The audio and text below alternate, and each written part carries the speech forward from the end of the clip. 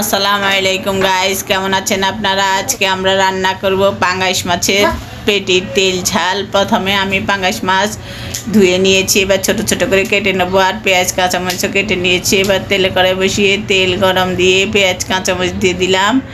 দিয়ে এবার মশলা দেব, রসুন বাটা আর লবণ আর হলুদ আর গুঁড়ো মরিচ দিয়ে আমি নাড়বো। একদম অল্প মশলায় তেল ঝালটা খুব টেস্টি হয় এভাবে।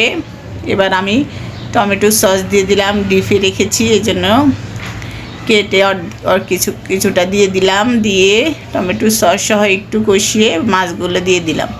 মাছগুলো ছোট ছোট করে কেটে নিয়েছি। এবার আমি একটু ঝোল দিয়ে ঢাকনা দিয়ে ঢেকে দেবো। এভাবে টমেটো সস দিয়ে পাঙ্গাস মাছের পেটি দিয়ে তেল ঝাল খেতে খুব টেস্টি হয়। আপনারাও করে খাবেন। আর যদি আমাদের রেসিপিটা ভালো লাগে আমাদের চ্যানেলটা ফলো করে দিবেন।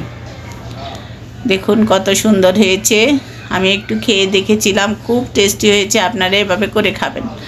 আজ এ পর্যন্ত, আল্লাহ হাফেজ। যে যেখানে আসেন ভালো থাকেন, সুস্থ থাকেন।